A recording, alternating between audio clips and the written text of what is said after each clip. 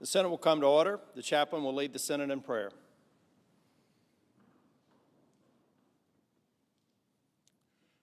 Let us pray. Eternal God, you are our light and salvation, and we are not afraid. You protect us from danger, so we do not tremble. Mighty God, you are not intimidated by the challenges that confront our nation and world. Lord, inspire our lawmakers with the knowledge of your holiness that will give them reverential awe. Remind them of the many prayers they have prayed that you have already answered. Lord, you have been our help in ages past. You are our hope for the years to come. We magnify your holy name. Don't stay far off. Show yourself strong to this generation and fill us with your peace. We pray in your powerful name. Amen. Please join me in reciting the Pledge of Allegiance to the flag. I pledge allegiance to the flag of the United States of America and to the republic for which it stands, one nation under God, indivisible, with liberty and justice for all.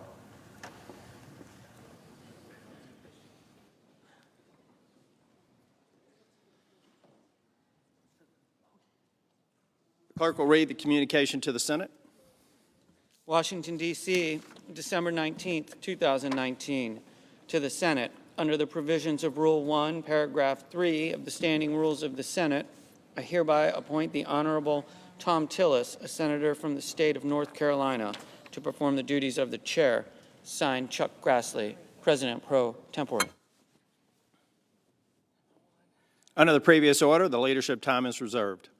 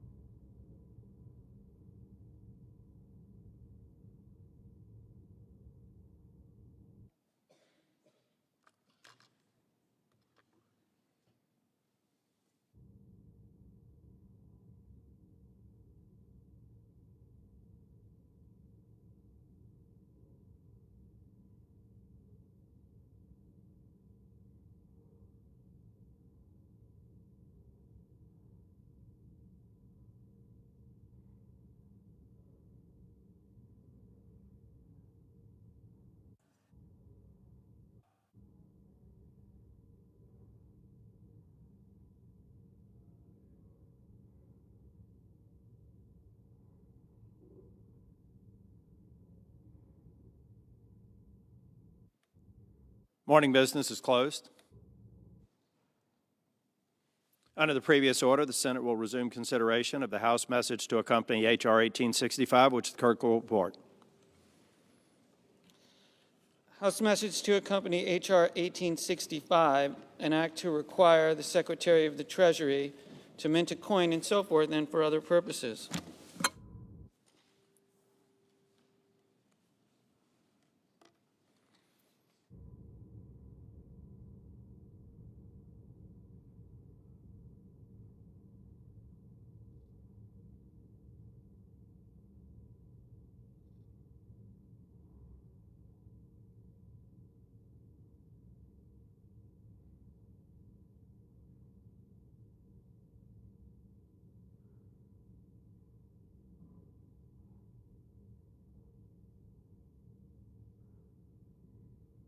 Mr. President. Majority Leader.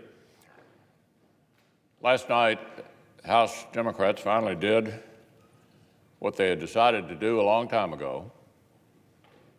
They voted to impeach President Trump. Over the last 12 weeks, House Democrats have conducted the most rushed, least thorough, and most unfair impeachment inquiry in modern history. Now, their slapdash process has concluded in the first purely partisan presidential impeachment since the wake of the Civil War. The opposition to impeachment was bipartisan. Only one part of one faction wanted this outcome. The House's conduct risks deeply damaging the institutions of American government. This particular House of Representatives has let its partisan rage at this particular president create a toxic new precedent that will echo well into the future. That's what I want to discuss right now. The historic degree to which House Democrats have failed to do their duty and what it will mean for the Senate to do ours. So let's start at the beginning. Let's start with the fact that Washington Democrats made up their minds to impeach President Trump since before he was even inaugurated. Here's a reporter in April of 2016. Donald Trump isn't even the Republican nominee yet, but impeachment is already on the lips of pundits, newspaper editorials, constitutional scholars, and even a few members of Congress. April 2016. On Inauguration Day, 2017, the headline in the Washington Post, "The campaign to impeach President Trump has begun." That was day one. In April 2017, 3 months into the presidency, a senior House Democrat said, "I'm going to fight every day until he's impeached." That was 3 months into the administration. In December 2017, 2 years ago, Congressman Jerry Nadler was openly campaigning to be the ranking member on the House Judiciary Committee, specifically because he was an expert on impeachment. That's the Nadler's campaign to be the top Democrat on Judiciary. This week wasn't even the first time House Democrats have introduced articles of impeachment. It was actually the 7th time. They started less than 6 months after the president was sworn in. They tried to impeach President Trump for being impolite to the press, for being mean to professional athletes, for changing President Obama's policy on transgender people in the military. All of these things were high crimes and misdemeanors, according to Democrats. Now, this wasn't just a few people. Scores of Democrats voted to move forward with impeachment on 3 of those prior occasions. So let's be clear. The House's vote yesterday was not some neutral judgment that Democrats came to with great reluctance. It was the predetermined end of a partisan crusade that began before President Trump was even nominated, let alone sworn in. For the very first time in modern history, we've seen a political faction in Congress promise from the moment a president election ended, that they would find some way to overturn it. A few months ago, Democrats' 3-year-long impeachment in search of articles found its way to the subject of Ukraine. House Democrats embarked on the most rushed, least thorough, and most unfair impeachment inquiry in modern history. Chairman Schiff's inquiry was poisoned by partisanship from the outset. Its procedures and parameters were unfair in unprecedented ways. Democrats tried to make Chairman Schiff into a de facto special prosecutor, notwithstanding the fact that he is a partisan member of Congress who'd already engaged in strange and biased behavior. He scrapped precedent to cut the Republican minority out of the process.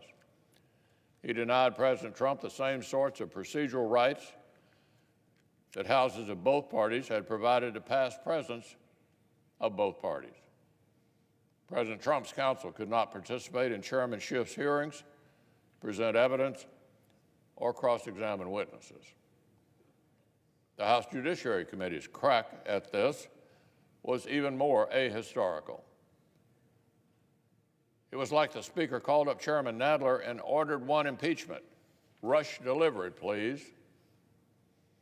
The committee found no facts on its own, did nothing to verify the Schiff report. Their only witnesses were liberal law professors and congressional staffers. So, Mr. President, there's a reason the impeachment inquiry that led to President Nixon's resignation required about 14 months of hearings, 14 months, in addition to a special prosecutor's investigation. With President Clinton, the independent counsel's inquiry had been underway literally for years before the House Judiciary Committee actually dug in. Mountains of evidence, mountains of testimony from firsthand fact witnesses, serious legal battles to get what was necessary. This time around, House Democrats skipped all of that, spent just 12 weeks. 12 weeks. More than a year of hearings for Nixon, multiple years of investigation for Clinton, and they've impeached President Trump in 12 weeks. 12 weeks. So let's talk about what the House actually produced in those 12 weeks. House Democrats' rushed and rigged inquiry yielded two articles, of impeachment.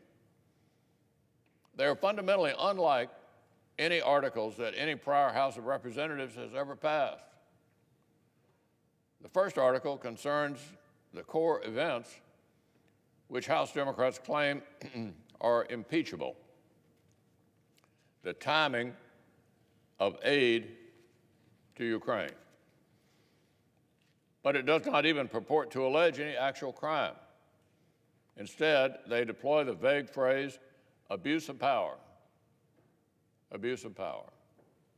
to impugn the president's action in a general, indeterminate way. Speaker Pelosi's House just gave in to a temptation that every other House in history has managed to resist. Let me say that again. Speaker Pelosi's House just gave in to a temptation that every other House in our history has managed to resist. They impeach a president whom they do not even allege has committed an actual crime known to our laws. They've impeached simply because they disagree with a presidential act and question the motive behind it. So let's look at history. Andrew Johnson impeachment involved around a clear violation of a criminal statute, albeit an unconstitutional statute. Nixon had obstruction of justice, a felony under our laws. Clinton had perjury, also a felony. Now, the Constitution does not say the House can impeach only those presidents who violate a law, but history matters. History matters, and precedent matters. And there were important reasons why every previous House of Representatives in American history restrained itself from crossing this Rubicon. The framers of our Constitution very specifically discussed this issue, whether the House should be able to impeach presidents just for, quote, maladministration. Just for maladministration. In other words, because the House simply thought the president had bad judgment or was doing a bad job. They talked about all this when they wrote the Constitution. The written records of our founders' debates show they specifically rejected this. They realized it would create a total dysfunction to set the bar for impeachment that low. That low.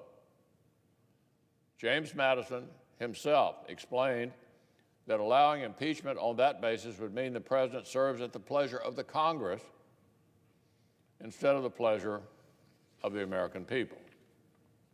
It would make the president a creature of Congress, not the head of a separate and equal branch. So there were powerful reasons, Mr. President, why Congress after Congress for 230 years, required presidential impeachment to revolve around clear, recognizable crimes, even though that was not a strict limitation. Powerful reasons why for 230 years, no House opened the Pandora's box of subjective political impeachments.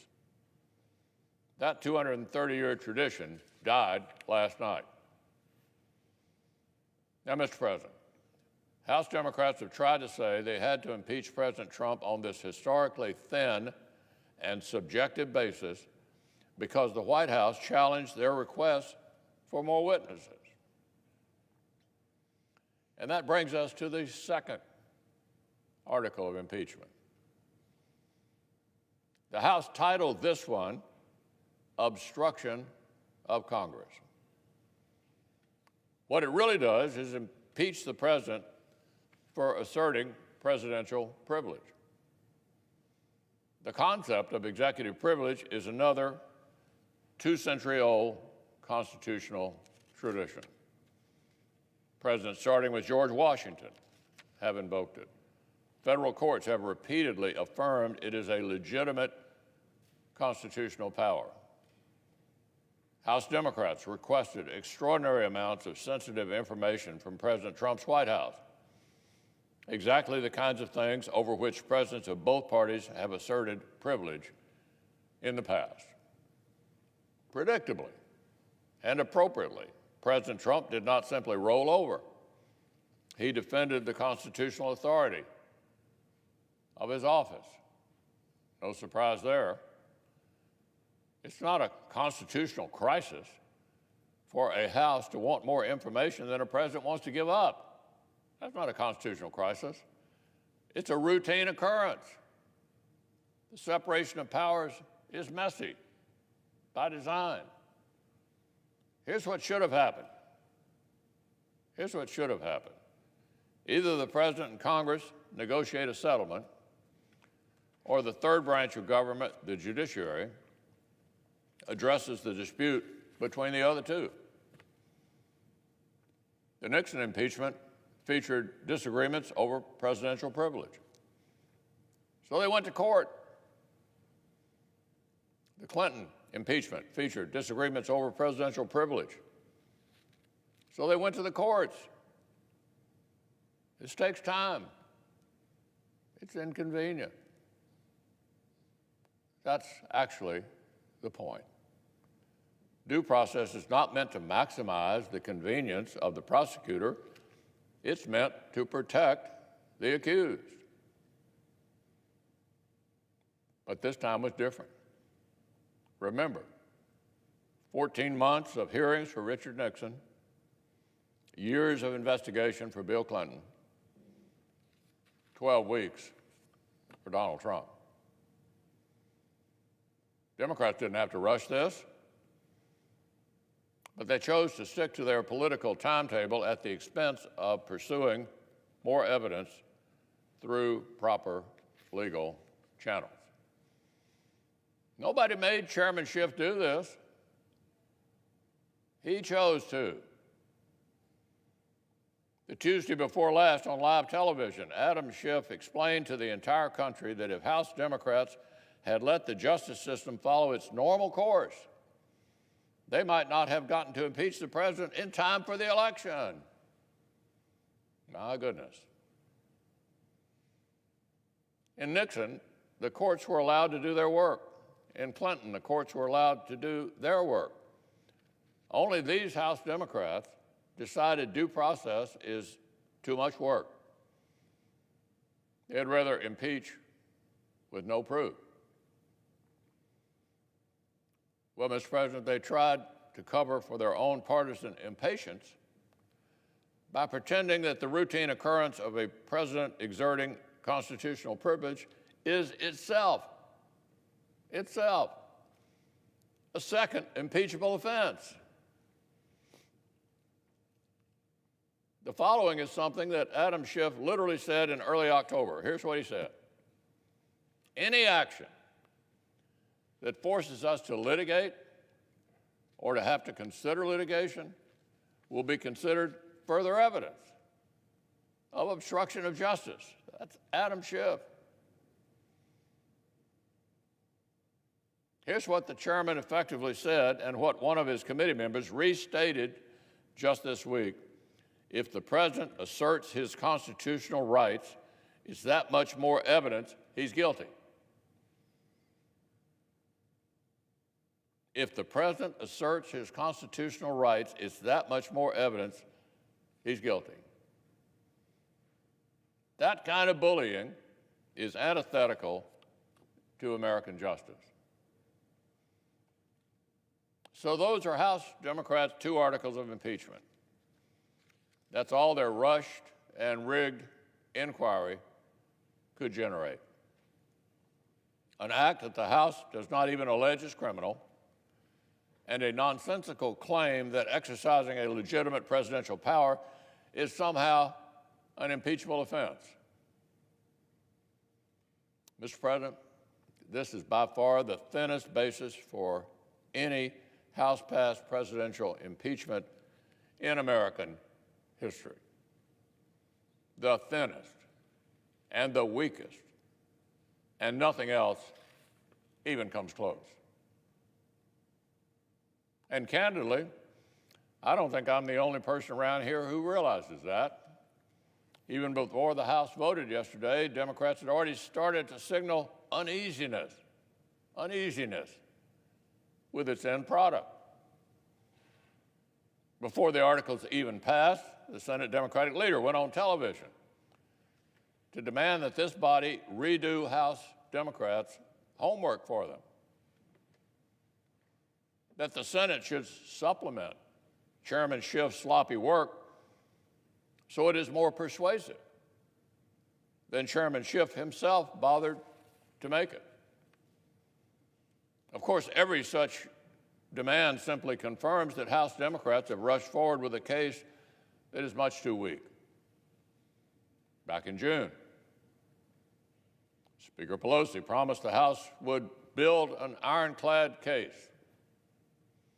Never mind that she was basically promising impeachment months before the Ukraine events, but that's a separate matter. She promised an ironclad case. And in March, Speaker Pelosi said this: impeachment is so divisive to the country that unless there is something so compelling and overwhelming and bipartisan, I don't think we should go down that path because it divides the country. End quote. By the Speaker's own standards, the standards she set, she's failed the country. The case is not compelling, not overwhelming, and as a result, not bipartisan. The failure was made clear to everyone earlier this week when Senator Schumer began searching for ways the Senate could step out of our proper role and try to fix the House Democrats' failures for them.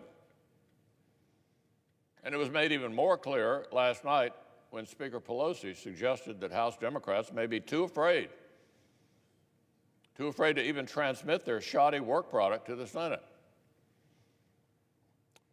Mr. President, it looks like the prosecutors are getting cold feet in front of the entire country and second-guessing whether they even want to go to trial. They said impeachment was so urgent that it could not even wait for due process, but now they're content to sit on their hands. This is really comical. Democrats' own actions concede that their allegations are unproven. The articles aren't just unproven, they're also constitutionally incoherent. Incoherent. Frankly, if either of these articles is blessed by the Senate, we could easily see the impeachment of every future president of either party. Let me say that again. If the Senate blesses this historically low bar, we will invite the impeachment of every future president. The House Democrats' allegations, as presented, are incompatible with our constitutional order. They're unlike anything that has ever been seen in 230 years of this republic. House Democrats want to create new rules for this president because they feel uniquely enraged. They feel uniquely enraged. But long after the partisan fever of this moment has broken, the institutional damage will remain. I've described the threat to the presidency. This also imperils the Senate itself. The House has created an unfair, unfinished product that looks nothing like any impeachment inquiry in American history. And if the Speaker ever gets her House in order, that mess will be dumped over here on the Senate's lap. If the Senate blesses this slapdash impeachment, if we say that from now on, this is enough, then we invite an endless parade of impeachable trials. Future Houses of either party will feel free to toss up a jump ball every time they feel angry, free to swamp the Senate with trial after trial, no matter how baseless the charges. We'd be giving future Houses of either party unbelievable new power to paralyze the Senate at their whim. More thin arguments, more incomplete evidence, more partisan impeachments. In fact, Mr. President, this same House of Representatives has already indicated that they themselves may not be finished impeaching.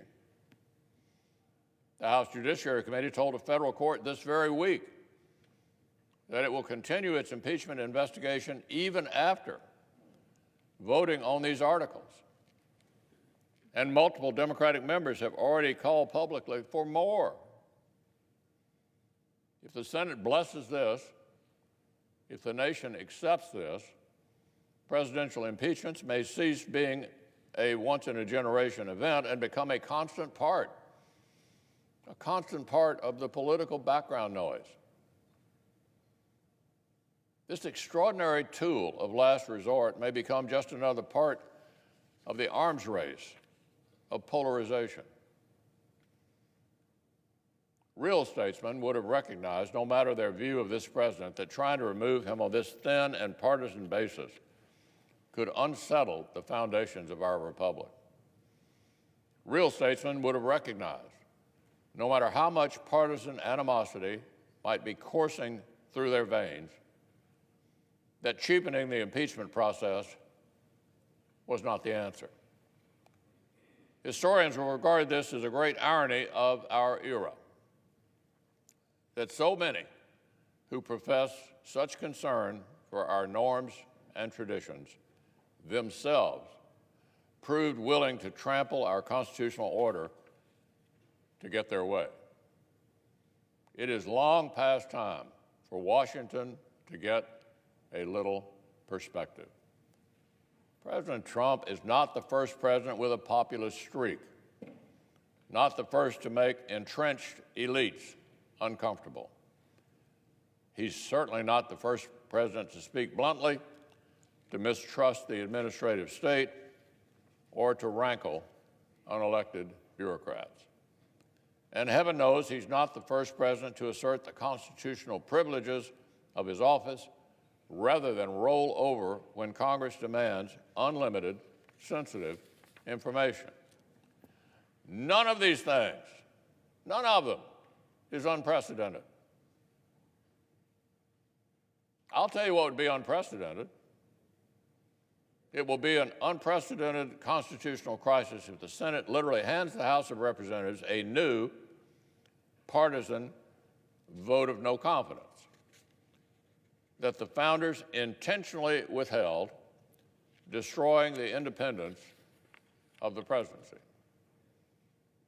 It will be unprecedented if we agree that any future House that dislikes any future president can rush through an unfair inquiry, skip the legal system, and paralyze the Senate with a trial. The House could do that at will under this precedent. It will be unprecedented if the Senate says second-hand and third-hand testimony from unelected civil service servants is enough to overturn the people's vote. It will be an unprecedented constitutional crisis if the Senate agrees to set the bar this low forever. It is clear what this moment requires. It requires the Senate to fulfill our founding purpose. The framers built the Senate to provide stability, to take the long view of our republic, to safeguard institutions from the momentary hysteria that sometimes consumes our politics, to keep partisan passions from literally boiling over. The Senate exists for moments like this. That's why this body has the ultimate say in impeachments. The framers knew the House would be too vulnerable to transient passions and violent factionalism. They needed a body that would consider legal questions about what has been proven and political questions about what the common good of our nation requires. Hamilton said explicitly in Federalist 65 that impeachment involves not just legal questions, but inherently political judgments about what outcome best serves the nation. The House can't do both. The courts can't do both. This is as grave an assignment as the Constitution gives to any branch of government, and the framers knew only the Senate could handle it. Well, the moment the framers feared has arrived. A political faction in the lower chamber have succumbed to partisan rage. A political faction in the House of Representatives has succumbed to a partisan rage. They have fulfilled Hamilton's philosophy that impeachment will, quote, connect itself with the pre-existing factions, enlist all their animosities, and there will always be the greatest danger that the decision will be regulated more by the comparative strength of parties than by the real demonstrations of innocence or guilt. Alexander Hamilton. That's what happened in the House last night.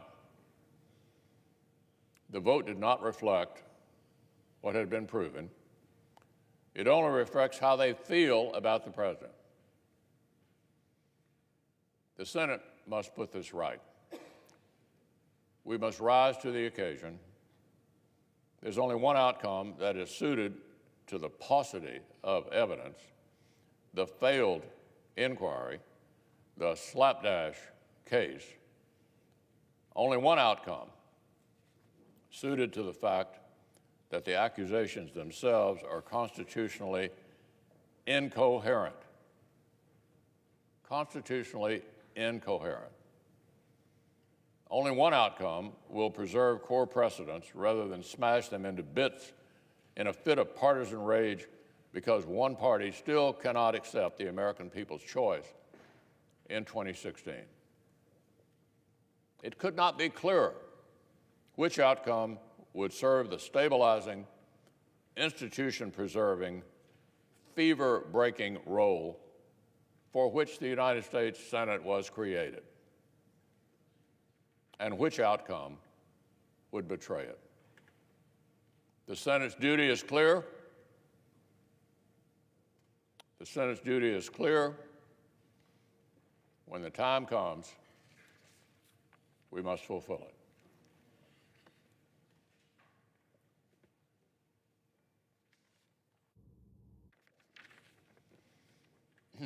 Now, Mr. President, I understand there are 3 bills at the desk due a second reading in block. The clerk will read the titles of the bill for the second time on block. H.R. 397, an act to amend the Internal Revenue Code of 1986, and so forth, and for other purposes. H.R. 1759, an act to amend Title III of the Social Security Act, and so forth, and for other purposes. H.R. 4018, an act to provide that the amount of time that an elderly offender must serve before being eligible for placement in home detention is to be reduced by the amount of good time credits earned by the prisoner, and for other purposes. In order to place the bills on the calendar under the provisions of Rule 14, I would object to further proceedings in block. Objection having been heard, the bills will be placed on calendar on block.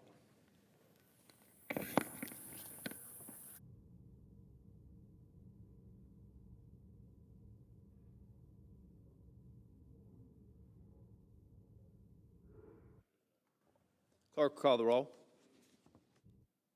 Mr. Alexander.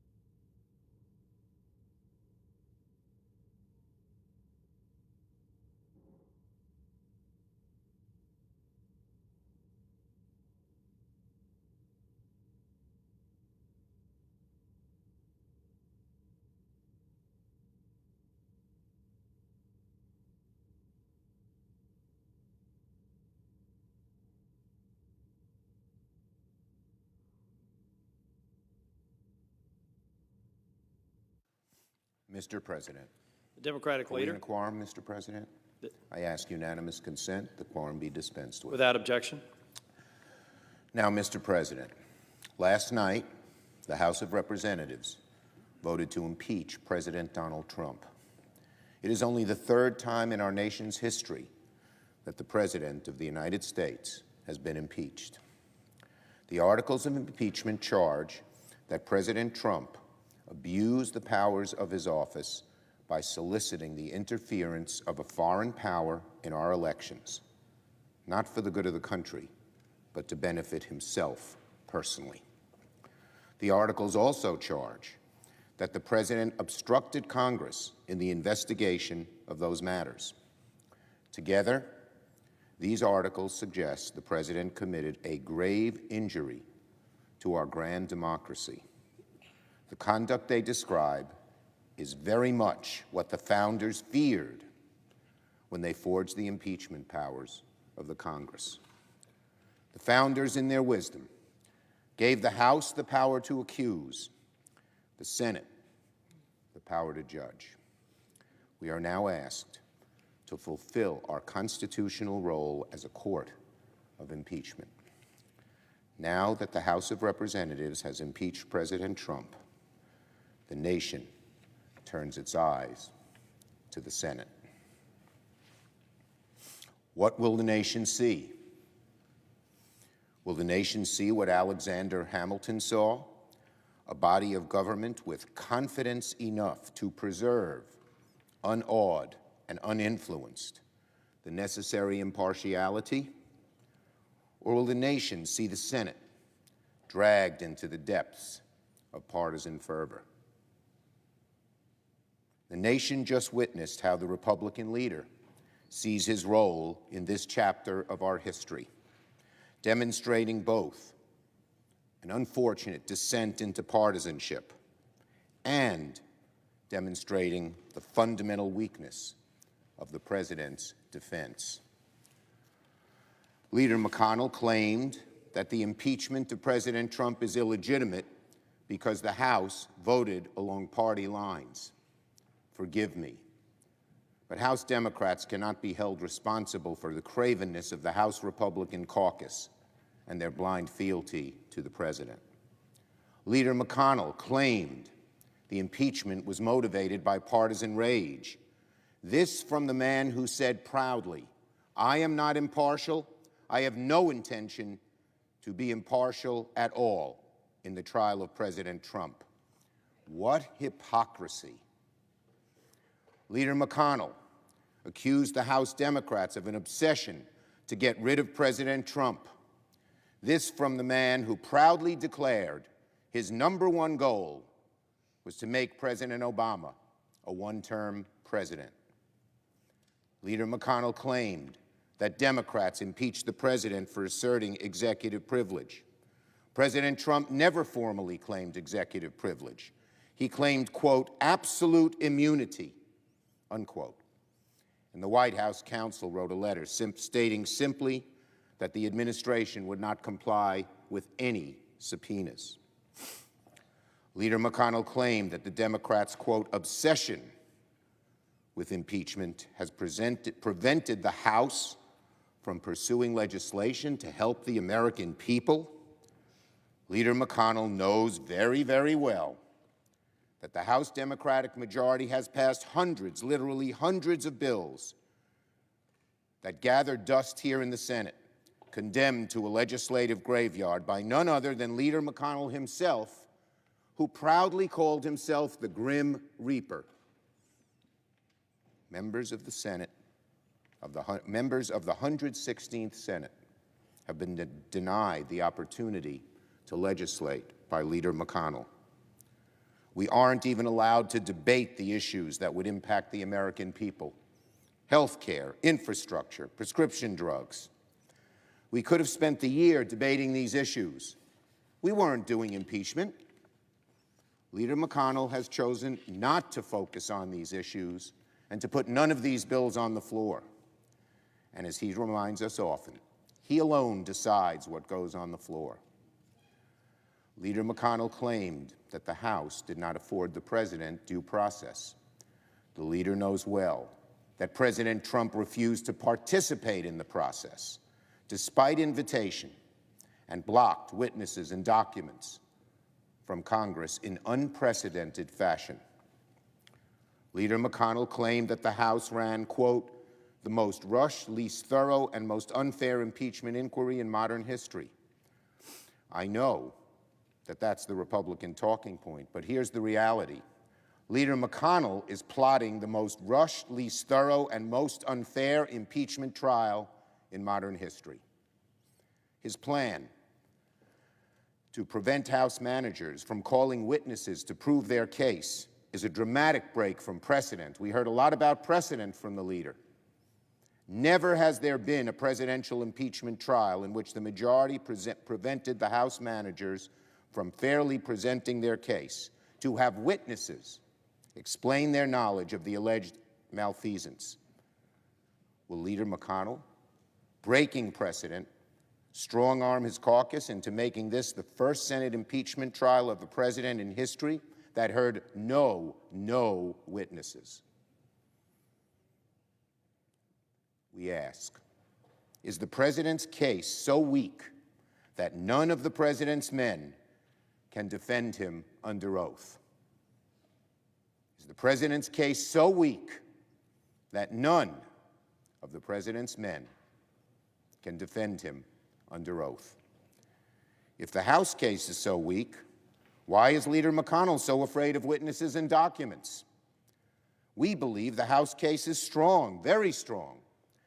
But if the Republican leader believes it's so weak, why is he so afraid of relevant witnesses and documents, which will not prolong things very long in our proposal, 4 hours for each witness?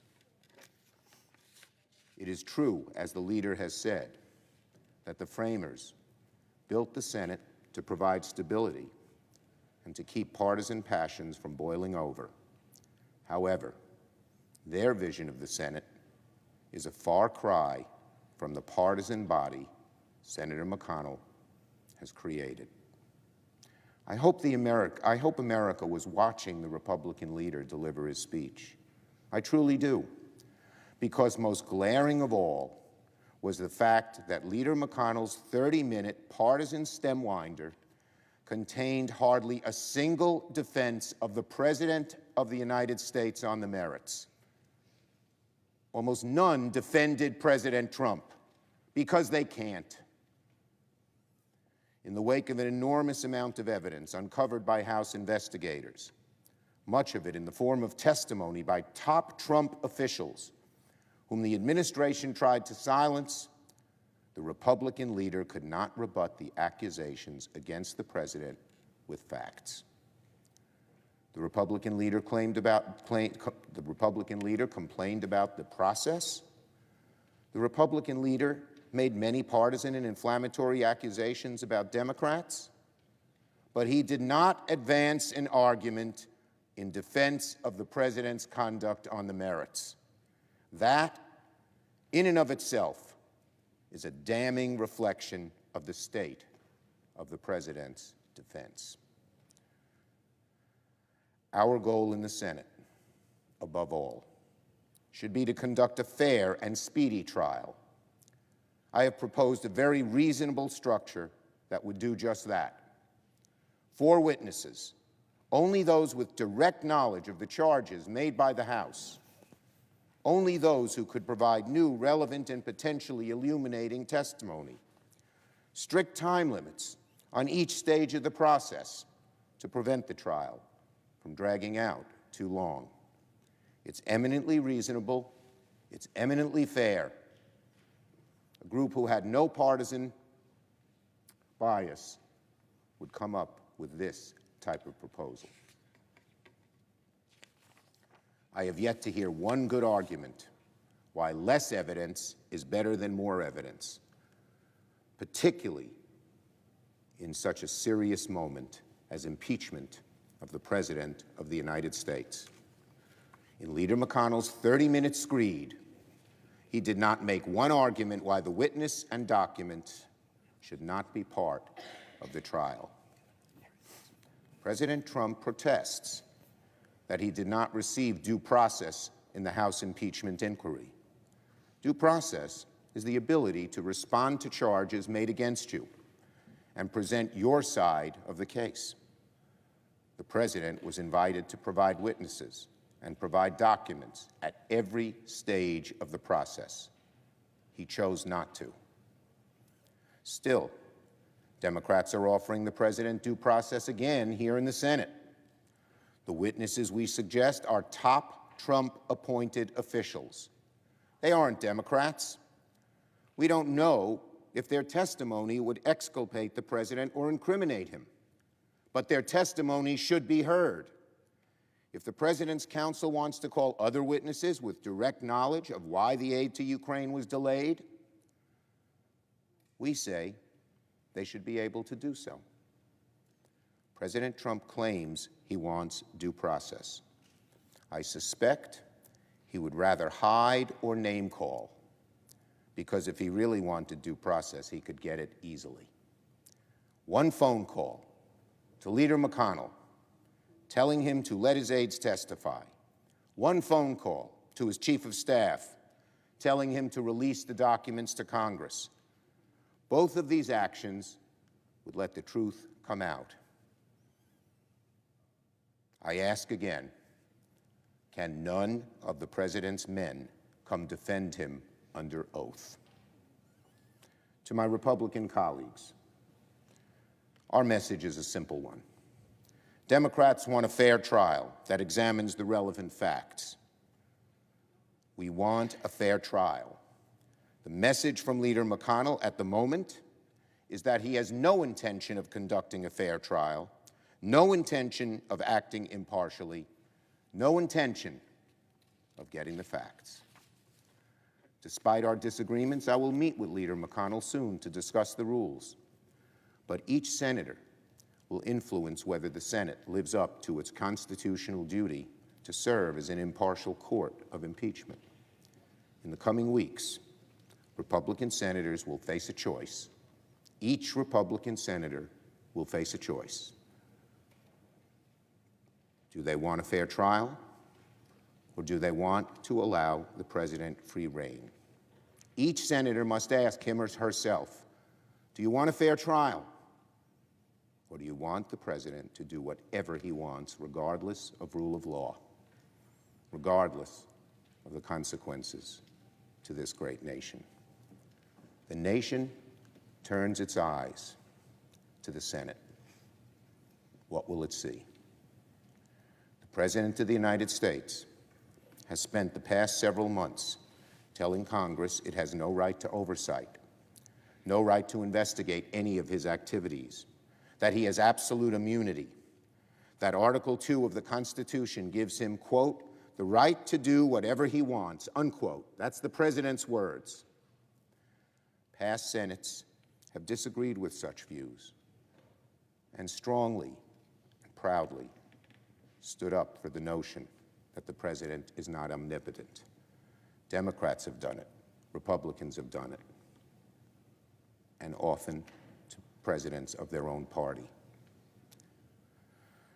The Senate has said in the past that the President serves the people, not himself, that he is not a king. Will it do so again, or will it shirk from that responsibility? If the Republicans proceed with the Majority Leader's scheme to sweep these charges under the rug and permit the President to ignore Congress, they will be creating a new precedent that will long be remembered as one of the Senate's darkest chapters.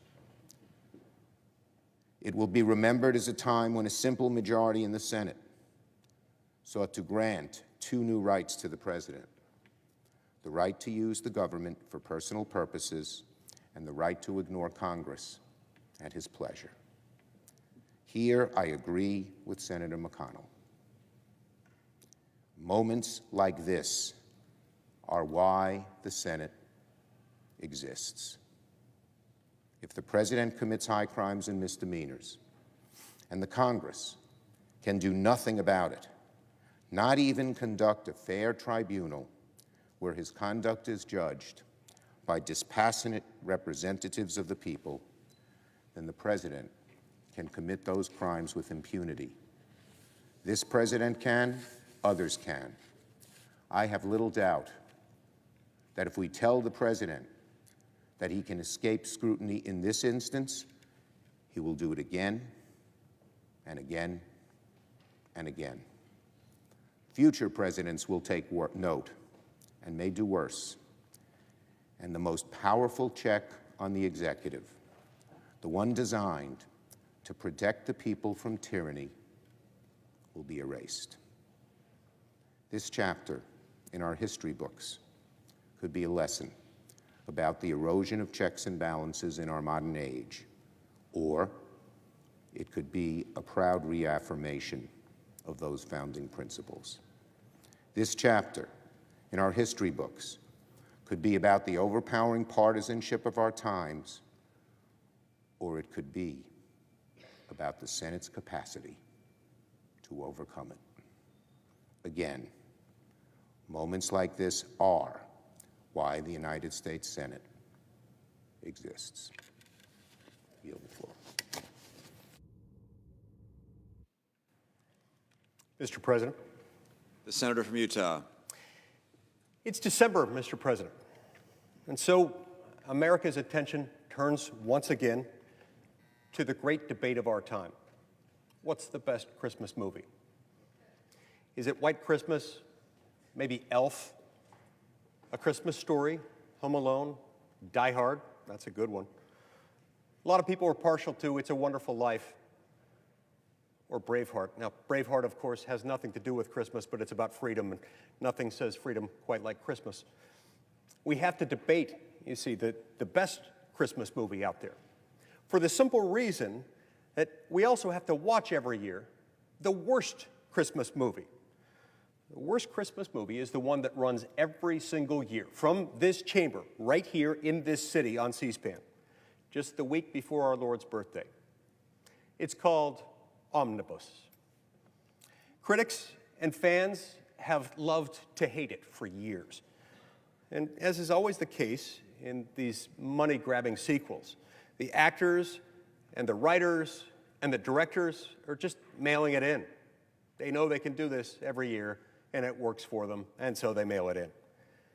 The only plot twist this time around is that instead of a continuing resolution or a single omnibus, leaders and appropriators have cleverly put the negotiated spending agreement into two bills so that we can all pretend that it's better than just one. Even though they were negotiated at the same time, released to the public at the same time, and will be voted on within only minutes of each other. We've had different formulations of this over the years. Sometimes it's a continuing resolution, sometimes it's an omnibus, sometimes it's a couple of minibuses capped off with another continuing resolution. Sometimes we call it a cromnibus. This time, I think we could call it a double-decker minibus. But whatever you want to call it, it's the same movie. It's a rerun, and it's not very good. In fact, it's really, really bad. The secretive, undemocratic,